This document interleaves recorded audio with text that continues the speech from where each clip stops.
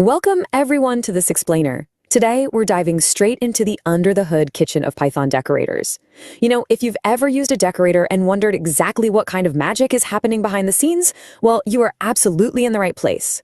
We're going to demystify that magic by mastering two absolute foundational concepts: nested functions and closures. And we're not just going to talk theory here. We are going to break down the detailed code architecture step by step so you can see exactly how it works. Okay, let's dive right into this. Here is our roadmap for today. We'll quickly cover what nested functions are, tackle scope and the non-local solution, explore closures, which are basically functions with memory, look at their background architecture, see some real-world usage, and then finish up with a summary and a really fun practical coding exercise. All right, section 1, what exactly are nested functions? Before we can really understand closures or decorators, we have to understand the stage they're built upon. Why do we even put functions inside other functions in the first place? To visualize this, I want you to think of those classic Russian matryoshka dolls. In Python, you can define a function directly inside another function. The key takeaway here is that the inner function, just like the smallest wooden doll hidden way inside the larger ones, is completely protected. It's totally invisible to the outside world. If you're sitting in the global Python environment, you literally don't even know that inner function exists.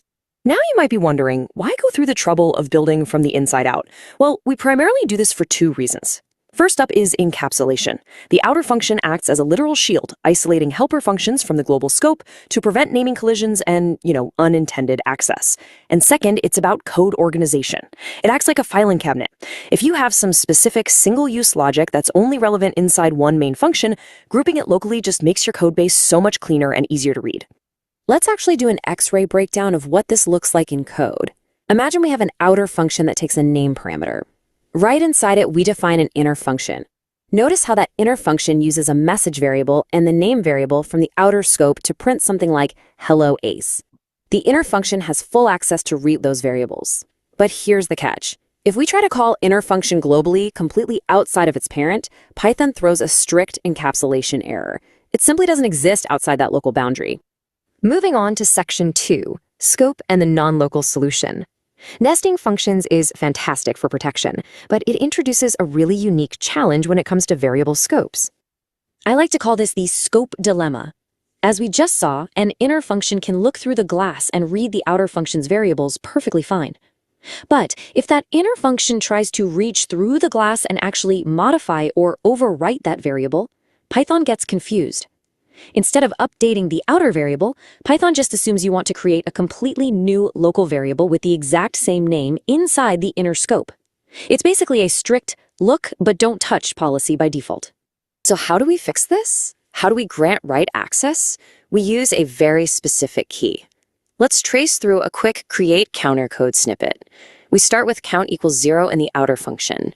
Inside our nested increment function, we want to add 1 to that count. So the crucial point is that we must declare non-local count. This single line changes everything. It explicitly tells Python, hey, do not create a new local variable here. Go to the outer scope and modify the existing one. Because of that non-local keyword, when we call our counter repeatedly, it actually remembers and updates the state, outputting 1, then 2, and so on. All right, section 3, closures, or as they're also known, functions with memory. That concept of remembering state perfectly sets up the star of our explainer. This is the exact moment where nested functions graduate from simple organizational tools and gain their true superpower. To really understand a closure, I want you to picture a memory backpack. Usually, when a Python function finishes executing, it dies. All of its local variables are completely wiped from memory. But a closure breaks this rule entirely. It's an inner function that survives and remembers its environment variables, essentially packing them into a backpack long after the outer function has finished executing and vanished from memory. Before we jump into the code, you need to know the strict anatomy here. You can't just call any function a closure. It absolutely must follow 3 strict rules. First, it has to be a nested function. Second, that inner function must depend on and use a variable created in the outer function. And third, the outer function must actually return the inner function object itself without executing it.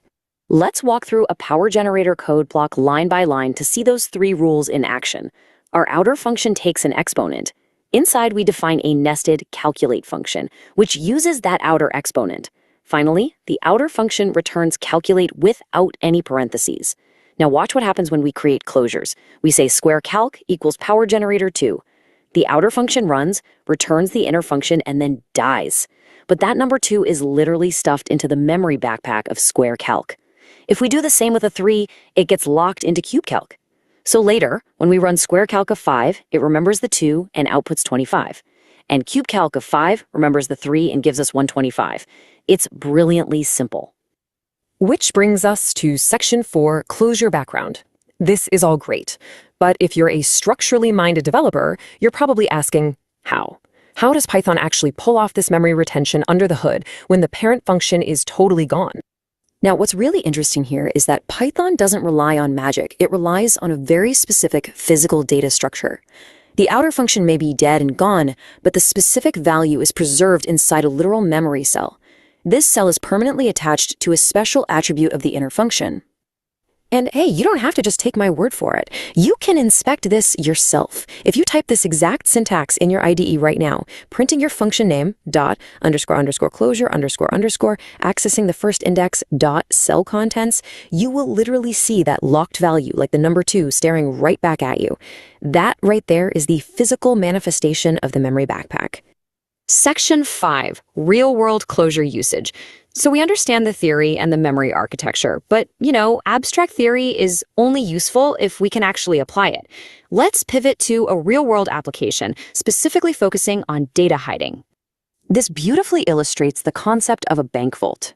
Let's look at an account underscore balance function. We set an initial amount into a balance variable. The only way to interact with that balance is through the returned update balance inner function. So when we set our account to start with $1,000, that 1,000 is locked away. Notice how we use the non-local keyword inside update balance so we can safely adjust the amount. If we pass in -200, the output is 800. The true beauty here is that there is absolutely no way to access or tamper with the balance variable directly from the outside. It's strictly protected and hidden, only accessible through the closure. Seeing that bank vault example might make you wonder, wait, couldn't I just use standard object-oriented classes for that? And yeah, you absolutely could. So when do you choose a closure over a class? It really comes down to architectural decisions. If you have a single method operating on a simple, isolated state, like our bank account, a closure is ultra lightweight and incredibly fast. It is perfect for simple data hiding and, of course, as the base for decorators. However, if you're building complex, interrelated data structures with multiple methods, well, that's when you accept the heavier memory overhead and use a full object-oriented class. All right, Section 6, Summary and Practical Exercise. We've covered a tremendous amount of ground today, peeling back the layers of Python's functional architecture. Let's consolidate everything we've learned and finish off with a challenge. Let's connect all these dots and see how this builds together into a coherent map. We start by simply writing a standard function. When we realize we need to isolate some helper logic and protect it, we move to a nested function. And finally, when we realize that inner function needs to remember its state even after the parent finishes, we evolve it into a closure. These closures form the absolute foundation, the actual kitchen where Python decorators are baked. To rapidly summarize our 4 pillars today, number 1, nested functions allow you to encapsulate and hide helper logic cleanly. Number 2, non-local is the strict key required to unlock write access, letting an inner function overwrite an outer variable. Number 3, closures are simply functions that carry their environment in a backpack long after termination. And number 4, this achieves state preservation and secure data hiding with immense memory efficiency. Now it is your turn. Here's your practical challenge. I want you to write a closure named tag_builder that takes an HTML tag name, for example, h1. This outer function should return an inner function that takes a string of text and wraps it in that specific tag. So if your setup is h1_tagger equals tag_builder h1, and your execution is h1_tagger hello world, the output should perfectly print an h1 wrapped string. So my final question to you is, how exactly would you write this tag builder function to pass this challenge? I highly encourage you to open up your IDE right now, keep those 3 rules of closures in mind, and write the code to make it happen. Because once you successfully write this tagger, you have just manually built the absolute foundational logic of a web decorator. Thank you so much for exploring the architecture of closures with me today. Keep experimenting, keep inspecting those memory cells, and happy coding.